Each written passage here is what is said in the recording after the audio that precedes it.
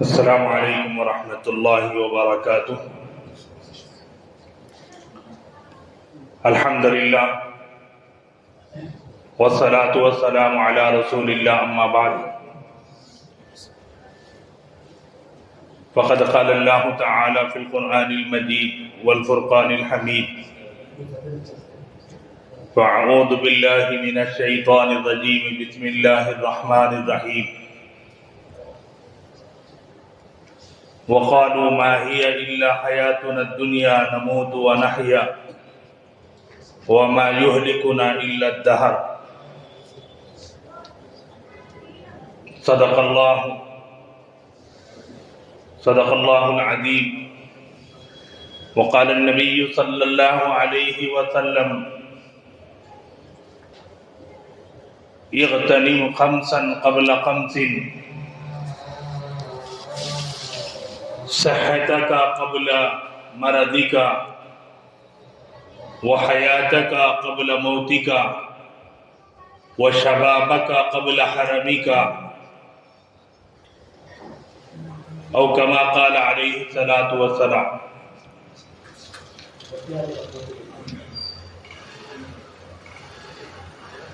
بزرگان ملت، نوجوان ساتھیوں،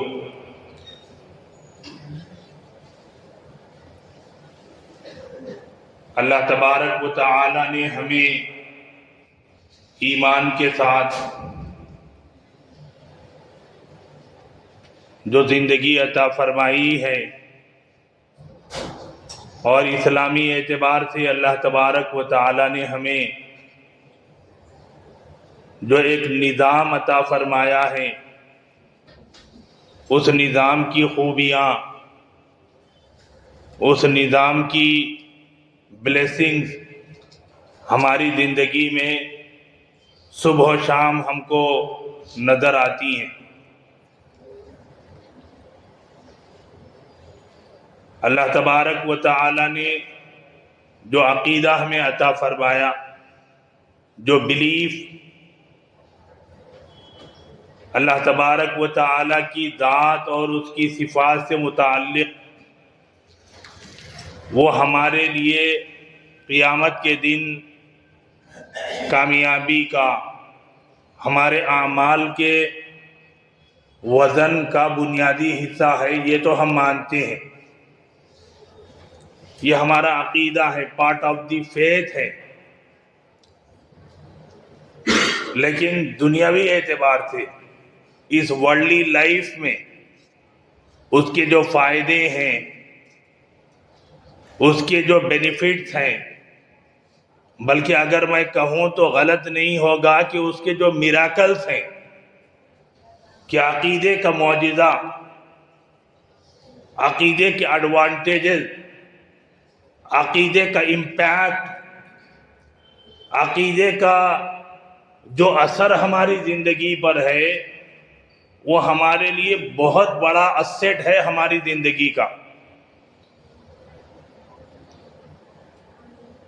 کہ ایک مسلمان عقیدے کے اعتبار سے جتنا ساؤنڈ ہوتا ہے، ایک مسلمان عقیدے کے اعتبار سے جتنا مضبوط ہوتا ہے، کہ وہ عقیدہ اس کو بہت ساری پریشانیوں، بیماریوں، مطلب ایک ڈائیورژن سے اس کو بچاتا ہے۔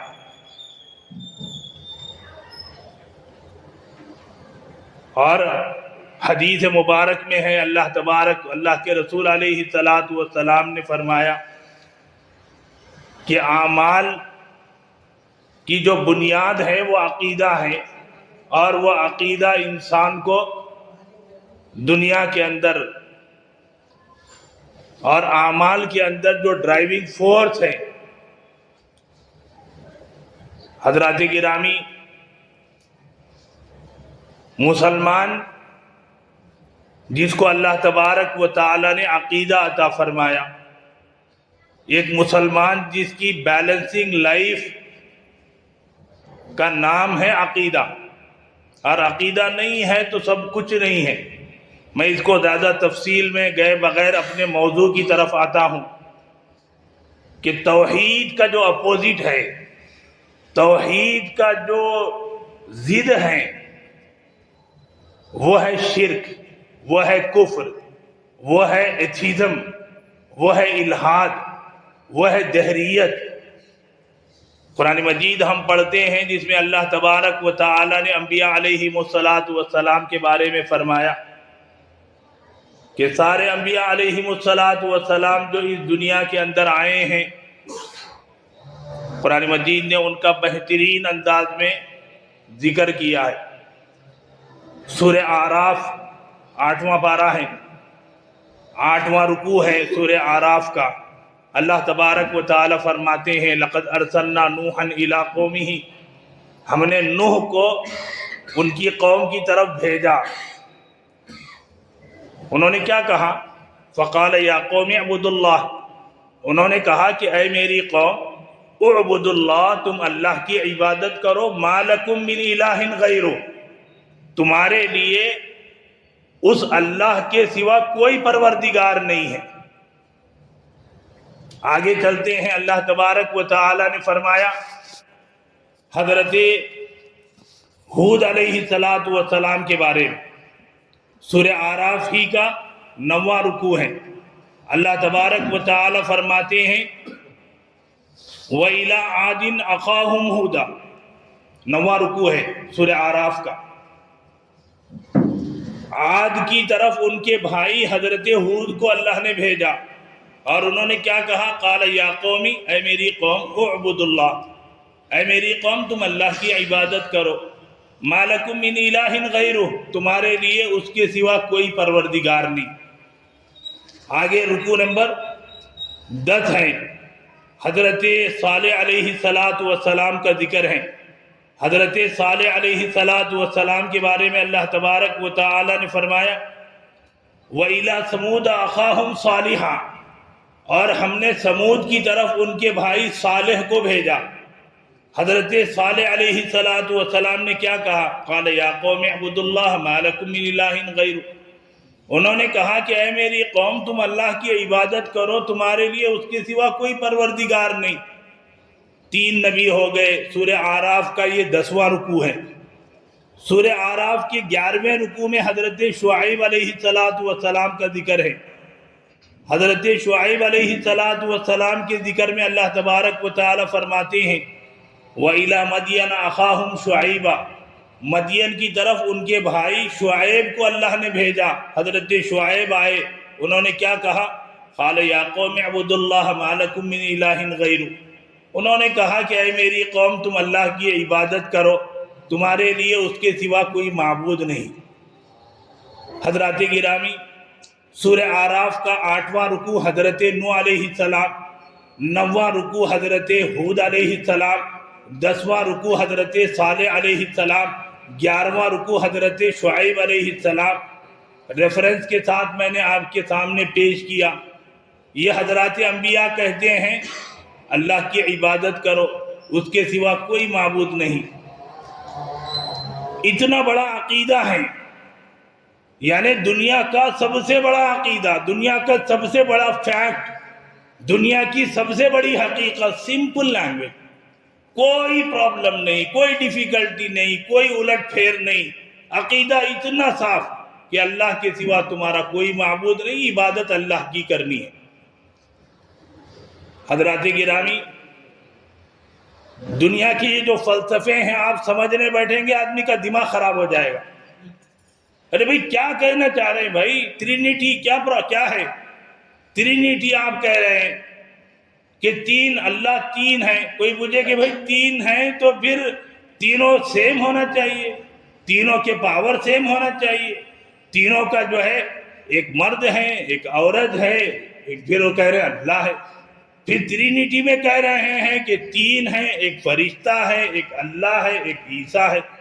تو یہ کیا کمپلیسٹی ہے، ایک کنفلکشن ہے، یعنی ٹکراؤ ہے کہ آدمی سمجھ نہیں پا رہا۔ حضرات گرامی، شروع میں نے آپ سے کہا نا کہ ہم کو جو عقیدہ توحید ملا ہے یہ بائی برتھ ہم کو مل گیا، یقین جانیے ہم کو اس کا اندازہ نہیں ہے۔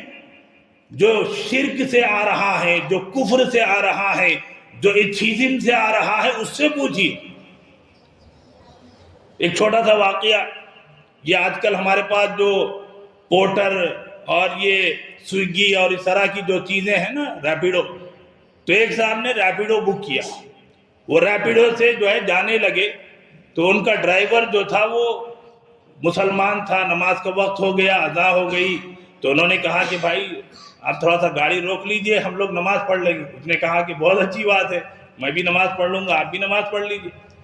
اب یہ جب نماز پڑھنے گئے تو نماز پڑھ کے فوراً آ گئی کہ بھئی پھر آگے ہم کو اپنی سفر کنٹینیو کرنا ہے، اپنی منزل پہ جانا ہے۔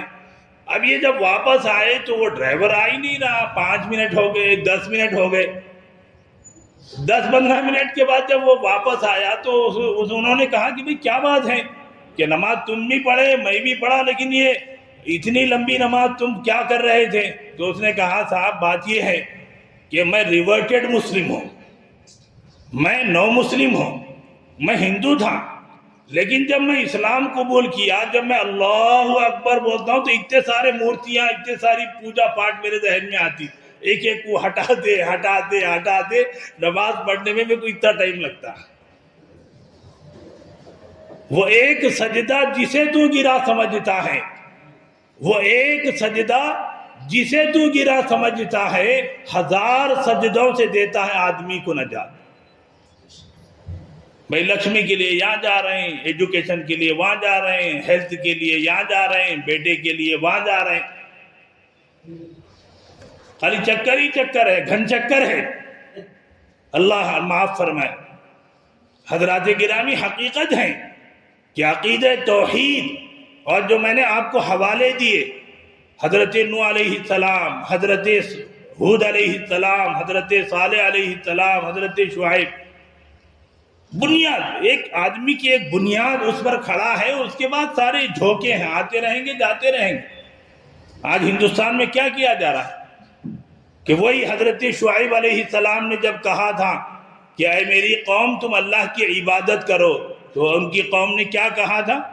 ان کی قوم نے کہا تھا کہ اے شعیب جو آپ بات کہہ رہے ہیں نا کہ یہ بات چھوڑ دو کہ اللہ کی عبادت کرو، اللہ کے بندے بن کے رہو، دوسری باتیں کرو، دوسرے ٹاپک پہ آؤ۔ اگر یہ نہیں چھوڑے آپ تو کیا کہا؟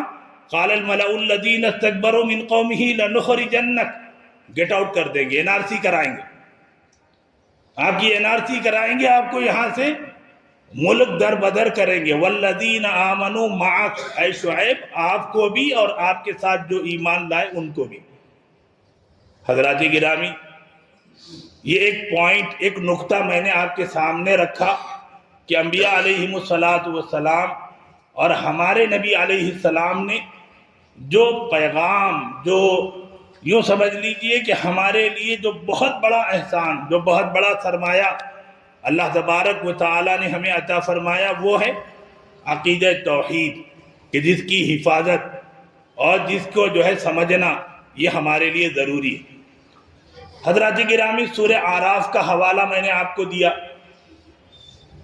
جس میں 4 نبیوں کا، ویسے تو حضرت آدم کا بھی ذکر ہے، حضرت لوط کا بھی ذکر ہے، حضرت موسیٰ کا بھی، یہی سیم انداز قرآن مجید میں 19ویں پارے میں سورہ شعراء ہے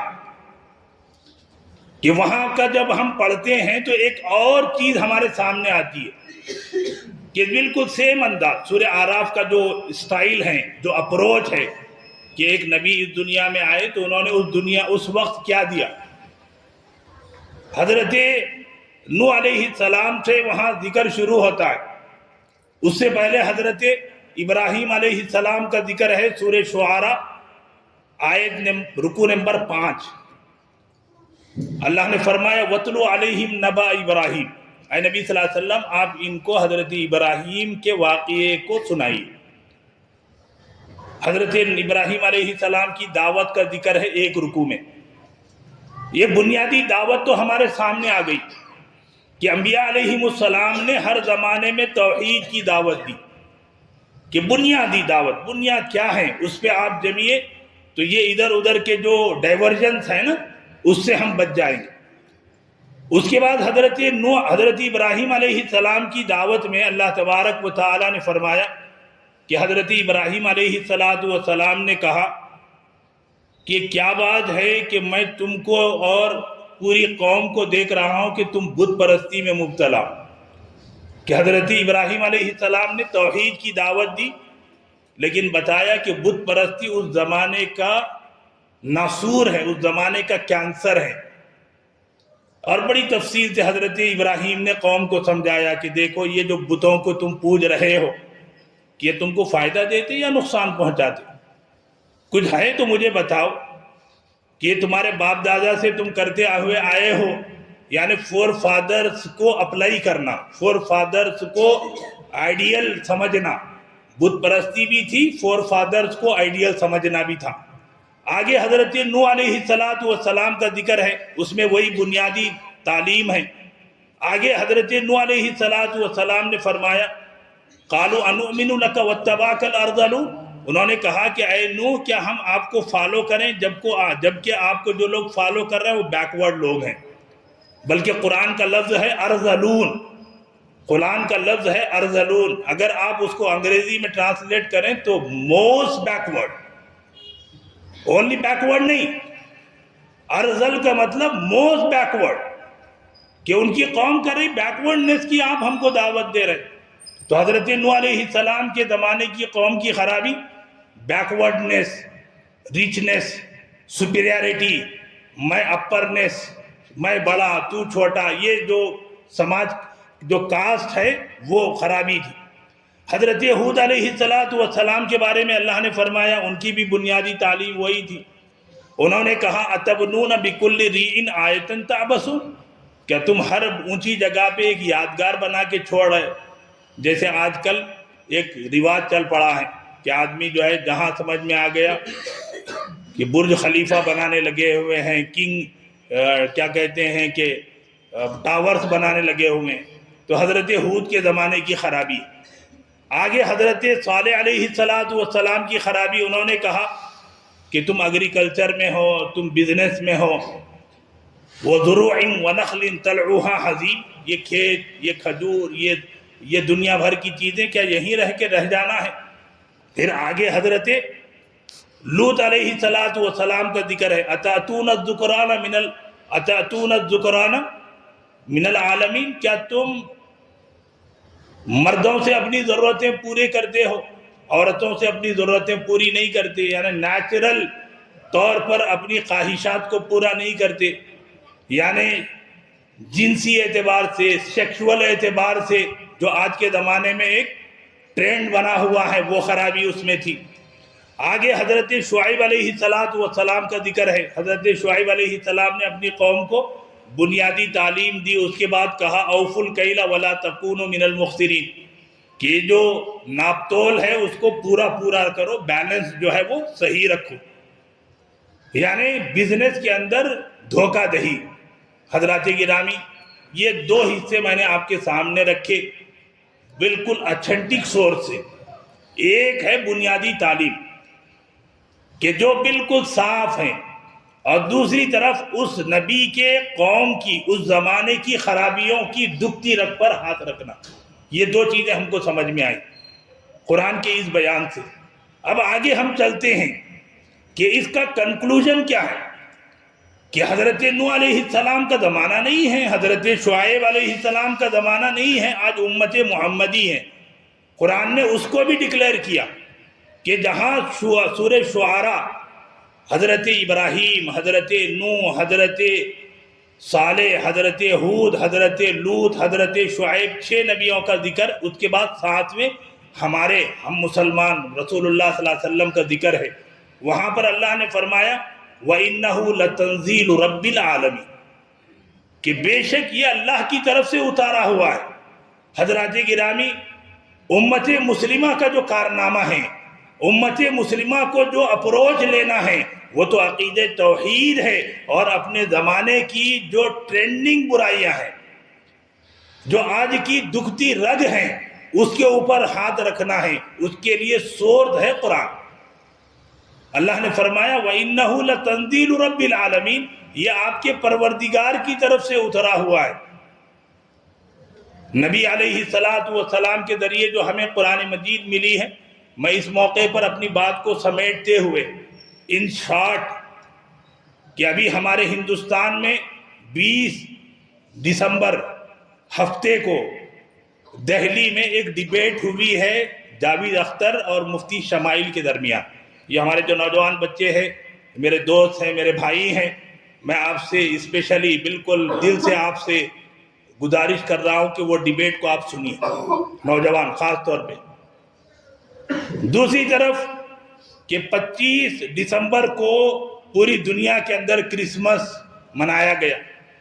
حضرات گرامی، یہاں پر یہ چیزوں سے واقفیت کہ زمانہ کس رخ پر جا رہا ہے، زمانے کی ریکوائرمنٹ کیا ہیں، زمانے کے چیلنجز کیا ہیں، کہ میں نے آپ سے کہا کہ ایک ہے عقیدہ کہ جس کے لیے قرآن مجید سب سے بہترین سورس ہے. کہ میں بھی ایتھیزم کے بارے میں پڑھ رہا تھا کہ اس نے لکھا کہ بھئی ایتھیزم کے بارے میں، الحاد کے بارے میں، نیچرلزم، لبرلزم کے بارے میں آپ جتنے ایویڈنس دیں گے اس سارے ایویڈنس کا یہ ہے کہ آپ قرآن اٹھائیے اور پڑھیے کہ اللہ کا کلام اللہ کے بندے پر. قرآن میں کیا کہا؟ نزل بہ الروح الامین علی قلبک، کہ قرآن کا کمال یہ ہے کہ قرآن دل کو اپیل کرتا ہے، قرآن دل کو کھینچتا ہے، قرآن دل کو اٹریکٹ کرتا ہے. دلیل جو ہے وہ آدمی کے دماغ کو اپیل کرتی ہے. اور انبیاء علیہم السلام نے جو کام کیا ہے کہ وہ یہی کام کیا کہ اللہ کے بندوں کے دلوں کو اپیل کرنے والا کام کیا.